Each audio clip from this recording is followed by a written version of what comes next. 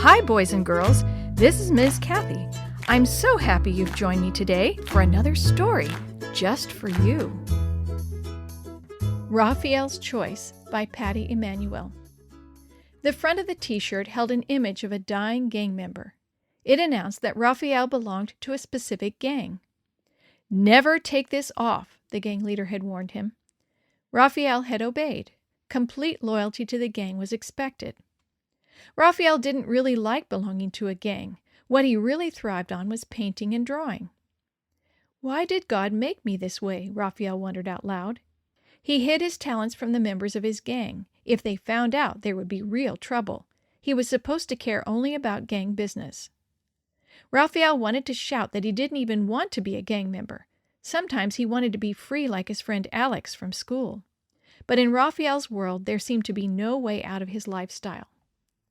One day, Macy, a small boy in Rafael's neighborhood, said to him, "Someday I want to be in a gang like you. I can't wait until I'm old enough to get my own t-shirt."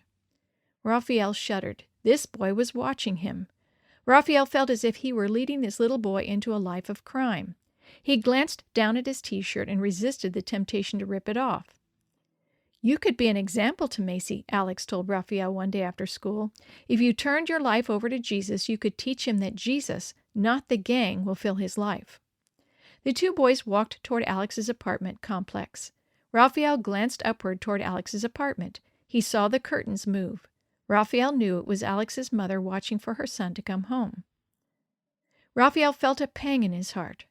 Rafael's home was so different. "It's okay to be who God made you," his friend Alex continued. "Look at me. I can paint, draw pictures, take photos, and still be cool." Alex gave Rafael a friendly punch on the arm. When you turn your life over to Jesus, he uses your gifts to give you the best life you can have. Rafael shook his head. "You don't get it, man. You've never belonged to a gang." The two boys had both grown up in the projects, yet somehow Alex had escaped gang life.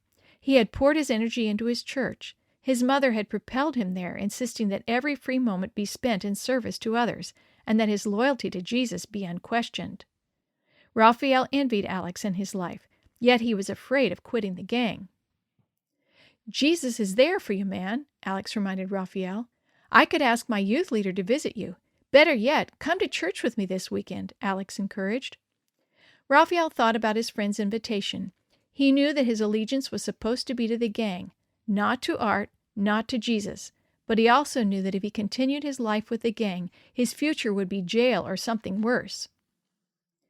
"I want out of this," Rafael told another friend, Emanuele, after school one day. The two boys were headed for their hangout, an empty basement of a blown-out warehouse.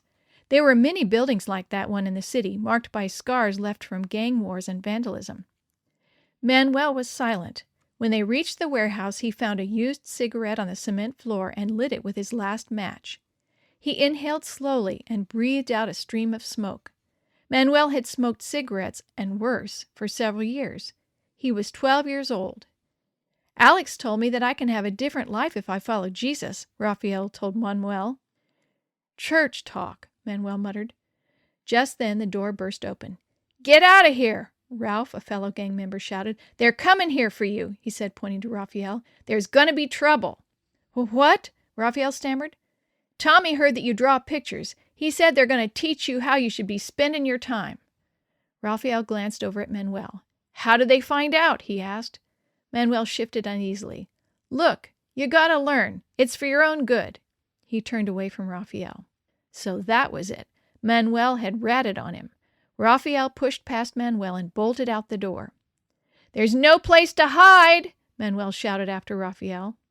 As he ran down the street, Rafael spotted the church that Alex attended. He darted inside. It was quiet and dark in the sanctuary. Rafael felt a sense of peace come over him. "Something I can do for you?" a young man wearing a Jesus Lives t-shirt asked. Rafael was suddenly aware of the dying gang member printed across his own shirt.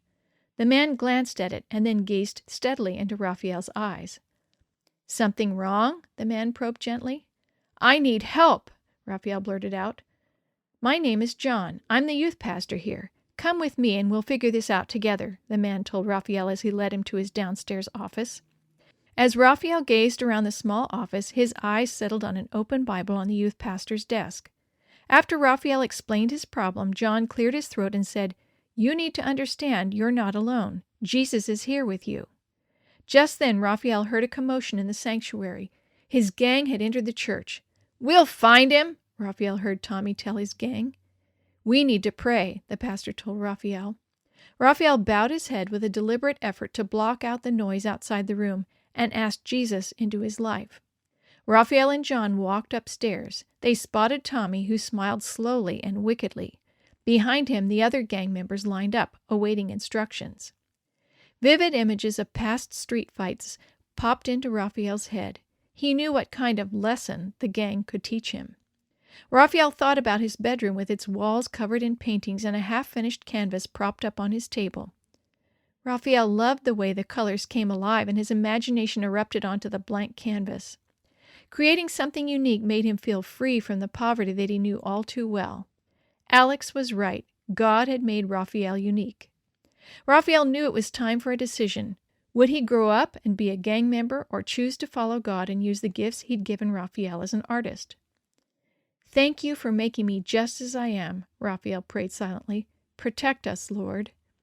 Pastor John and Rafael faced the gang together. With determination, Rafael pulled the T-shirt from his body. "I don't belong to the gang anymore," he said boldly.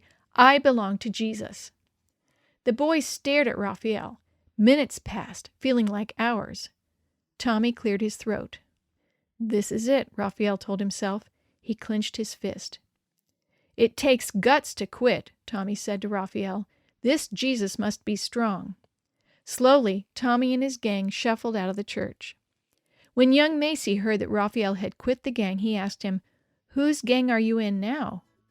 Rafael put his arm around Macy's shoulders and said, "Let me tell you about Jesus."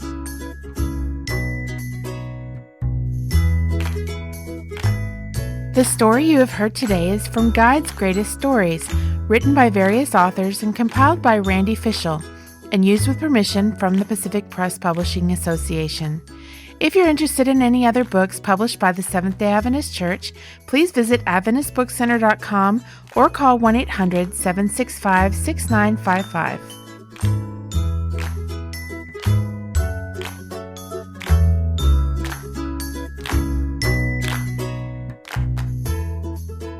This podcast is a production of the Carolina Conference of the Seventh-day Adventist Church.